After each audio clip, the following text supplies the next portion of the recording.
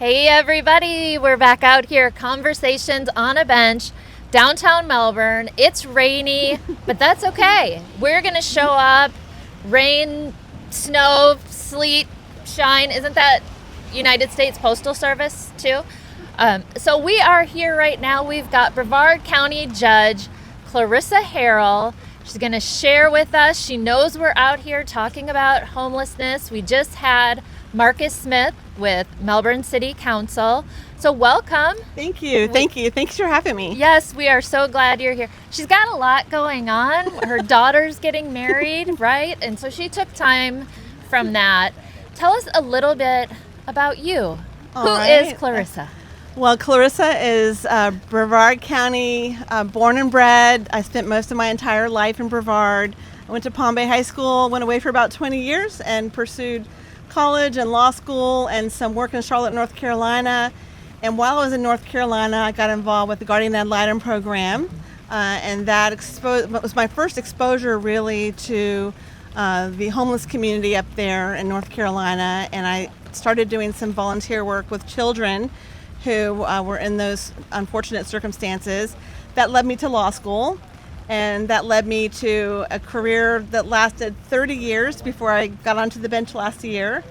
And that 30-year span of being a trial attorney took me into the worlds of child dependency, like child welfare law, for about 5 years, 14 years of family law dealing with child-related issues, having psychologists as experts, determining time-sharing plans for parents and shared parenting responsibilities.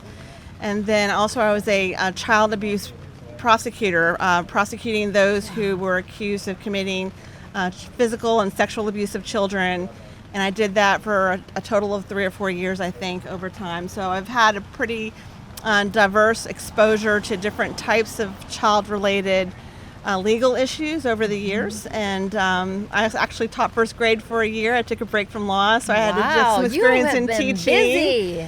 And I just got appointed by the Florida Supreme Court to the Legal Needs of Children Committee for the Florida Bar. I'm the judicial representative for the Florida committee for that. So I'm looking forward to bringing Congratulations. Thank you. I'm going to bring some of those insights and things that I learned about helping children who are graduating from foster care and going out into the world to transition through the help of guardianship programs and things that might help them get on their feet once they emerge from foster care. So I have a lot of strong interest in children's issues over the years. I'm currently in county court judge in the civil division. Okay. So I don't have a lot of nexus with children's issues right now, except unfortunately a large portion of my caseload deals with eviction cases. Well, let's talk about Yes. that. Oh my gosh. So you've seen a lot. You've seen a lot of changes over the years. You have a lot of information. We have seen an increase in evictions and homelessness due to evictions. Tell me what you're seeing. It's heartbreaking. I have an obligation, of course, as a judge to follow the law and enforce the law.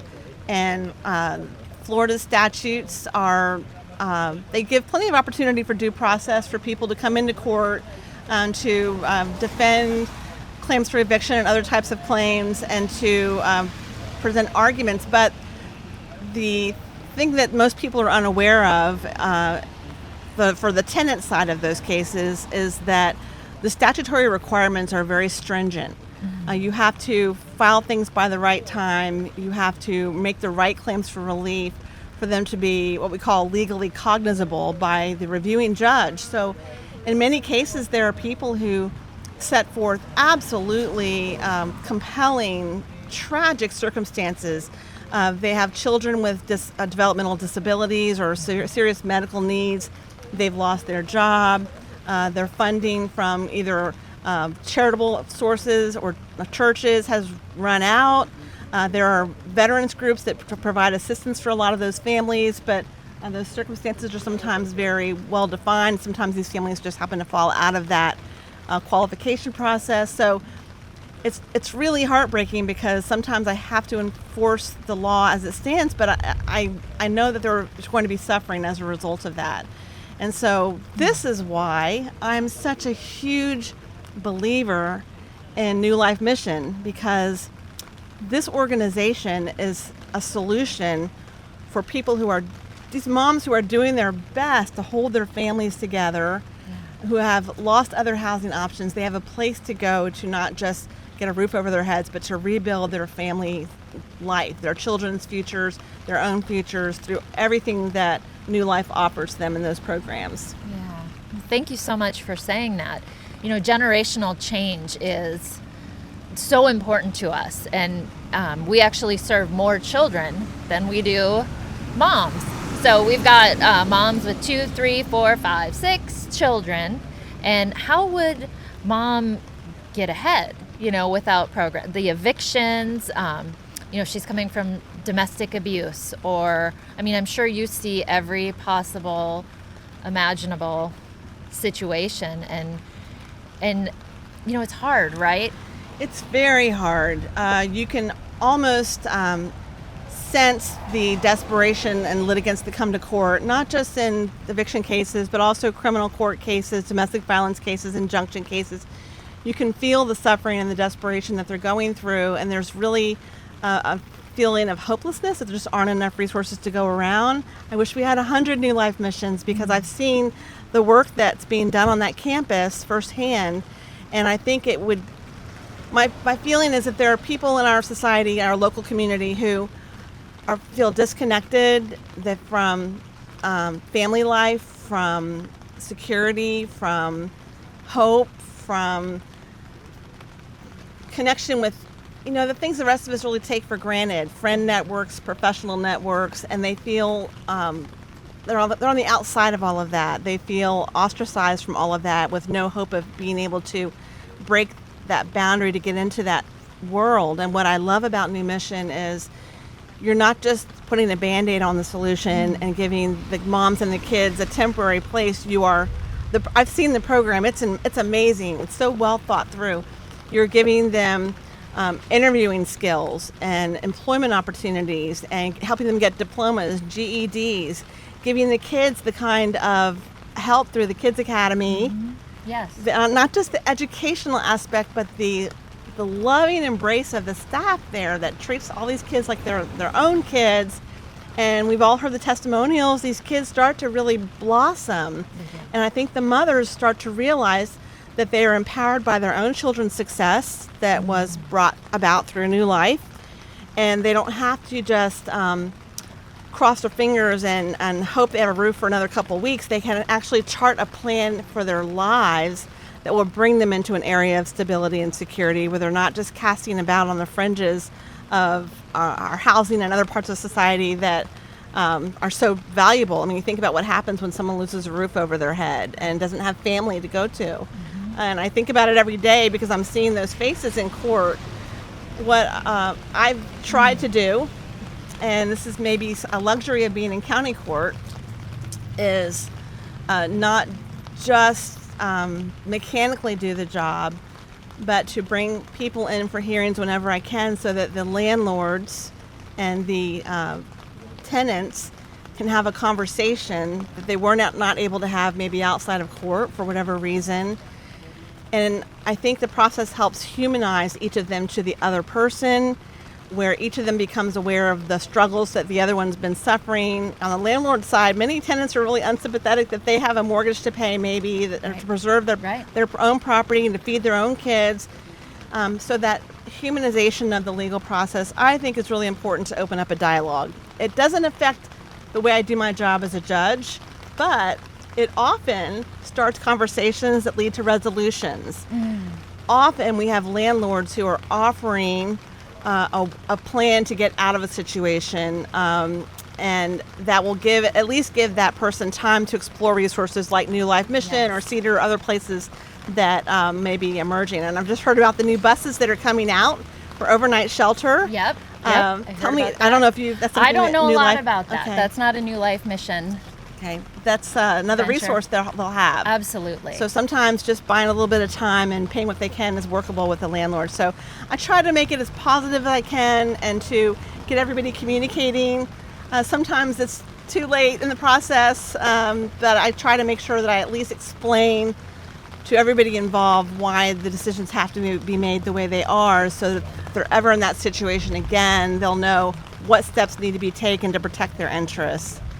But you see the people who are I'm not able to help in court, I think. But you do something more important for them, which is a broader life plan for those families. I think what you do is important. So I'm looking at you going, I don't know how she does it. But I love people, and I love the energy of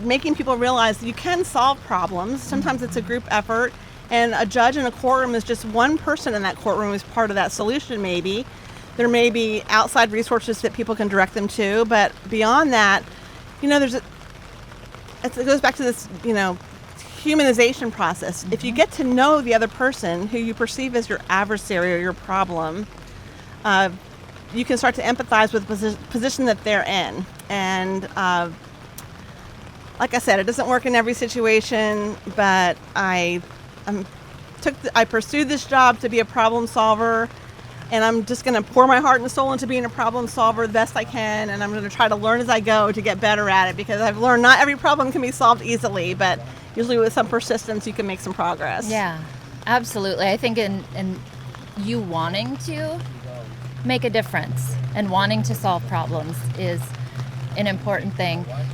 When you talk about humanizing, I think that's what we're trying to do all the time is when we share our stories of families who have gone through the program, showing that this is someone's daughter, this is someone's sister, this is family, this isn't just somebody out there who doesn't want to get a job. I mean, you've seen the circumstances that people come through, and sometimes it's just like bam, bam, bam, they just get hit over and over again. And it's generational. It is generational, and there are almost like pockets of the community that are suffering more than others, and it's almost like you just need to have one injection of some force in the community, whether it's one of the initiatives that the previous speaker talked about, or whether it's politician driven or whether it's just charitable organization driven. If you can just inject and reach some portion of that needy community, it will start to filter out to the other people. The information gets out there. People learn about what to do to help themselves. Mm-hmm. But you have to have some self-confidence to do that, and many of the people I see in court don't have that self-confidence. They've just been beaten down from day one. They've been born in unfortunate circumstances. They've been maybe born to drug-addicted mothers. They've suffered from physical abuse, emotional abuse, and they didn't have the kind of structure in their family life to give them the tools and the confidence to succeed. And that's something that's very hard to overcome, I think, for almost anybody. And that's something else that New Life does that's different from other organizations. You get down, it's such a holistic wraparound approach. You get down to the psychology of how to start thinking better about yourself as a child or a woman who's trying to provide for her children, and to help empower them to see that they do have the ability to rise above those circumstances and their histories. It just takes that validation of the network that you've built around them there on the campus, and that's rare. I wish there was a way to do that for everybody.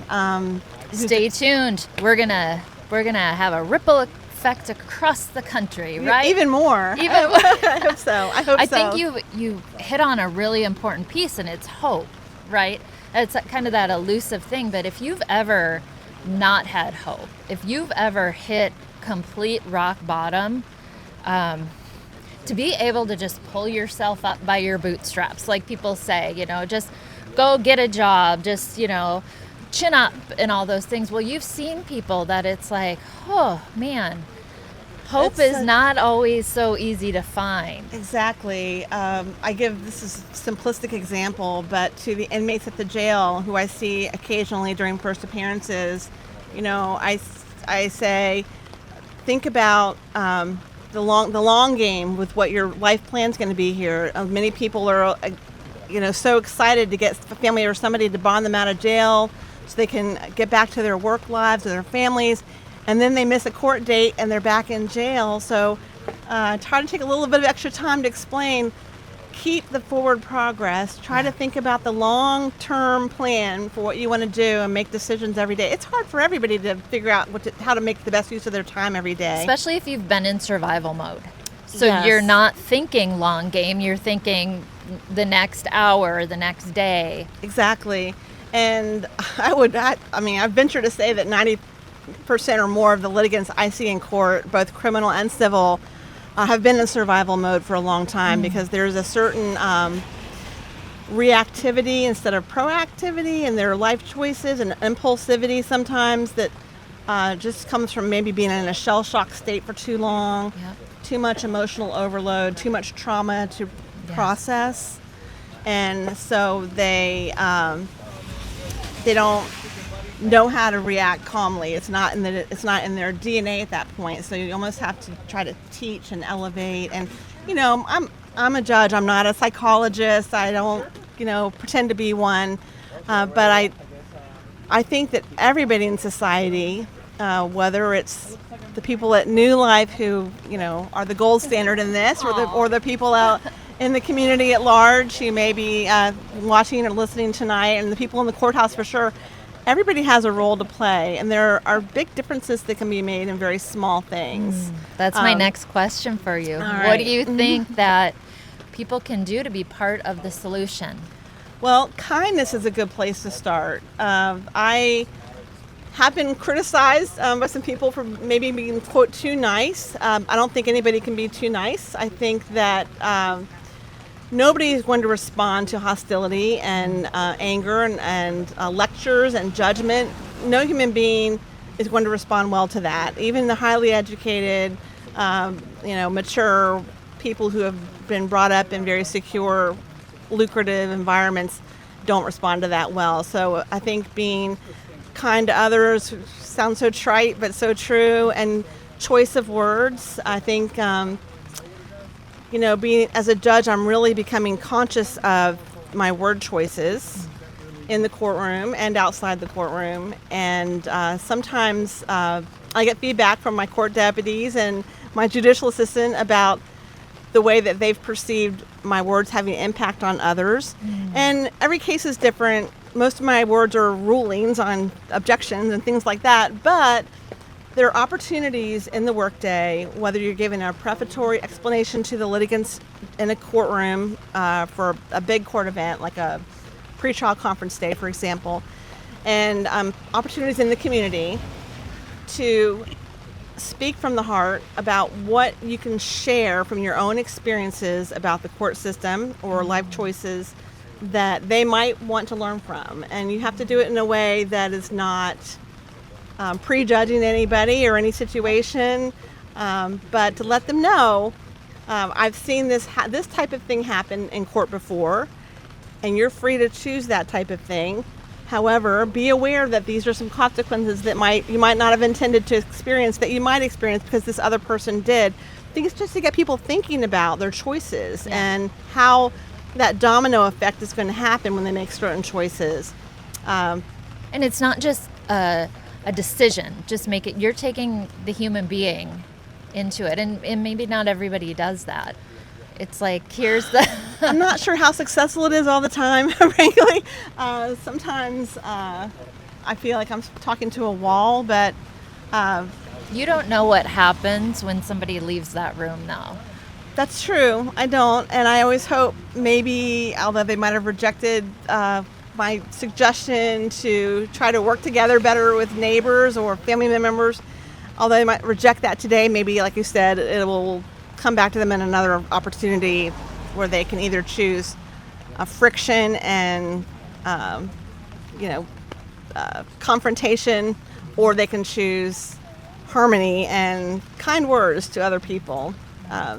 We have people who come to our program and they may not go all the way through to graduation.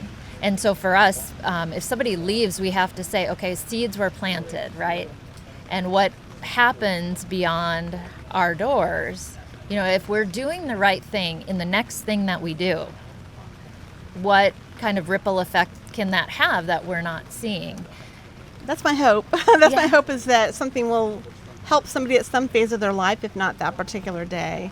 But I have to be very careful. We're not allowed to give legal advice of any kind to anybody. We're neutral arbiters of the law and finders of fact, and so I've had to be very careful about maintaining that role to do my ethical duty properly and my legal duty properly. But I don't think any harm comes from just being nice to people. I try to find things, and this is just maybe a simple parenting thing. I have 6 kids and 10 grandkids, and I'm about to get a new son-in-law tomorrow. Oh. And I just think about, as parents, what we do when you praise the good things you see your kids doing and you ignore the bad things that to the best you can, not to reward that with attention. So I've had some feedback that I need to come down a little harder or harsher on people who are disrespectful in court. And I don't know if it's my parenting experience, but my inclination is not to reward that with attention and time. My intention would be to praise the people who are behaving in a responsible, constructive way, and let the audience of people in the courtroom see this is the behavior that gets you results and forward progress in your case, and just let people learn that way rather than making a big issue out of somebody's negative behavior. Or having negative behavior yourself, being that loud. That's judicially frowned upon, for sure. Certainly not something that nobody wants a reputation for that, I don't think. No. But there's a very large volume of cases. Some of the personalities are very fractious, and so you just try to walk a measured line. For the types of litigants, though, who have suffered homelessness and are in and out of that transient lifestyle, it's so hard to find words, positive words for them, because you know how difficult their lives must be. And platitudes or nice words almost sounds a little patronizing, I think. So it's also very hard to tell somebody that you're empathetic to their circumstances when they know that you've not lived it. Yeah. I have not had to sleep on a street in this kind of rain in the dark in the middle of a city before, and I've never had to raise my children in that environment. So it's very hard to find the right words sometimes because I don't really know what they're going through. I know how miserable it must be. I know the limitations of what I can do to help them. So sometimes just trying to develop a catalog of resources like New Life Mission and places in the community I've met in the last year and a half, where we can kind of help direct them for resources or information is the best I can do. Yeah. And I think that's an incredible start. I mean, number one, you said be kind. Number two, direct people to resources, but also we're not asking anyone to have all the answers themselves. Anyone who's watching, we're not asking you to solve homelessness, but you can support organizations that are. Exactly. And I do think every organization and person who supports efforts to eradicate homelessness is valuable. There's no question. But I think what I'm seeing at New Life and also the organization, I just was at an event last week that assists homeless veterans in this area, it's a very drill down approach. It's not just throwing money at a problem. It's actually getting to the root issues. And a lot of that is, like you said, the restoring the hope, confidence. Mental health is Mental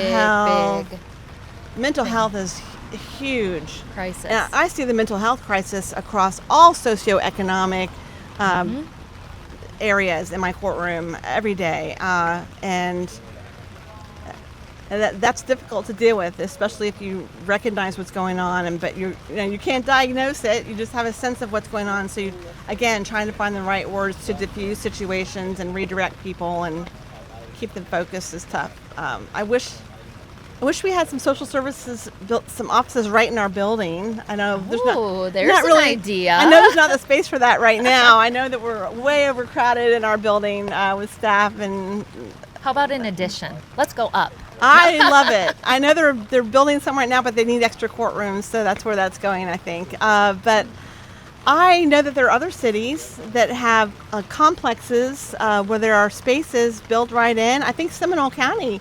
I think the Seminole County Sheriff's Office actually has like a drug, an opioid or drug prevention office just across the street from their courthouse or adjacent to it, where people can literally walk to the next building and get resources and direction and help. Wow. And I'd love to see that trend pick up a little Okay. bit, because people have a hard time getting to the court, especially if you're homeless. You got to take a bus or walk or ride a bike for miles in bad weather to get to court. And they're there. There are some programs like drug court. We have a great drug court. We have a veterans court. Some great specialized courtrooms that can help. And dependency court, there are all kinds of child welfare or agencies involved that provide assistance. But what about the people who are in court for misdemeanors? And all of us in the courtroom know that the conduct arose from intoxication, mental health issues. I mean, it's obvious. But there's no place to send them. It's hard for everybody. Yeah. Because they're just going to be back in once this case is over because nothing's been resolved. Right. So with New Life Mission, though, you're actually resolving things by giving people the educational tools and professional tools to emerge from their situation. And the time. Time. It takes time, especially if these are behaviors that you've had for generations and for years and years. To go in and expect 30 days in a shelter is going to fix all that? No. Exactly. And, it's dangerous out there in the world. It is, my feelings about homeless people, aside from just the sympathy of the situation, have primarily to do with just the safety of their day-to-day existence. You think about this, talk about survivor mode. I was a criminal prosecutor for 12 years of my career, and so many crimes erupt in places that are dark and abandoned, where people are forced to live, and there's a fundamental safety thing that's there, and all kinds of horrible things happen. And you've seen them. I've seen it, and you see the tragic consequences for the offenders' families and what they go through. You see the consequences for the victims of these crimes, and you think, had they had the stability and structure, comfort, support network, and an income and a roof over their head, would any of that have even happened? Right. So, there are thousands of cases that each of us has to deal with, and everyone is unique in the circumstances, but it's frequently very tragic. It really is. Well, thank you for doing what you do.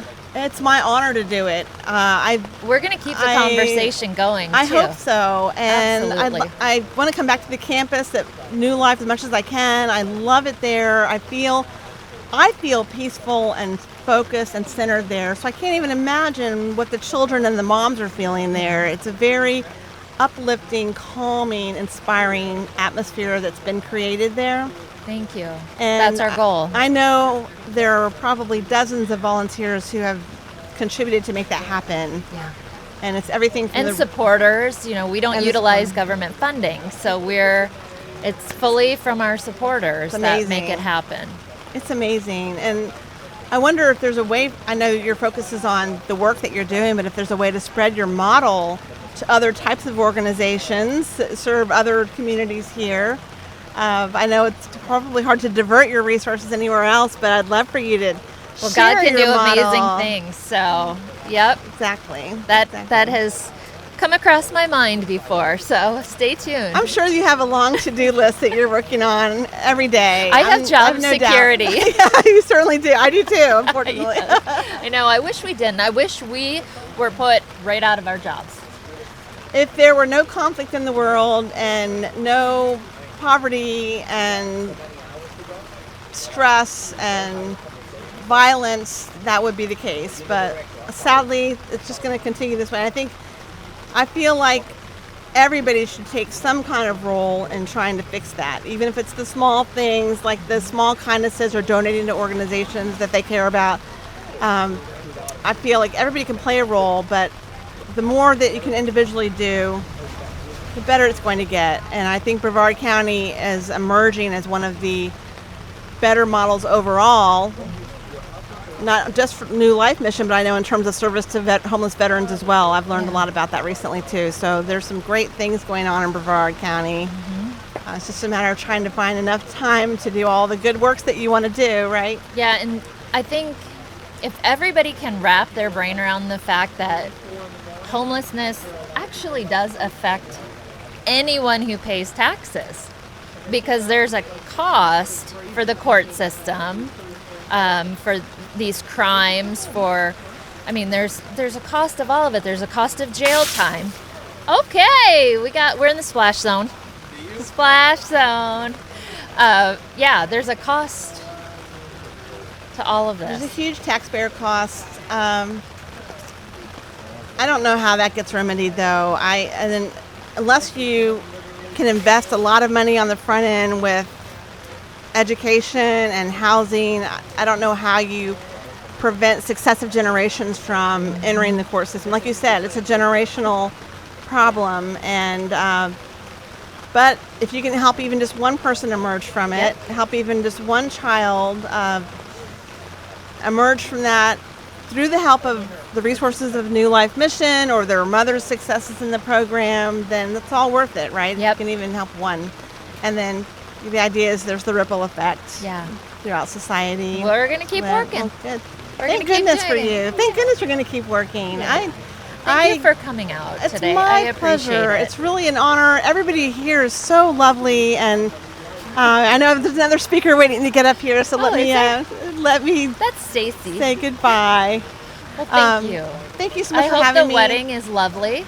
I'm just so happy with the young man my daughter has chosen, that even if it pours rain and there's any kind of glitch, it'll still be a lovely day. It will be But great. thank you for your good wishes. Thank you so much. Take care of yourself.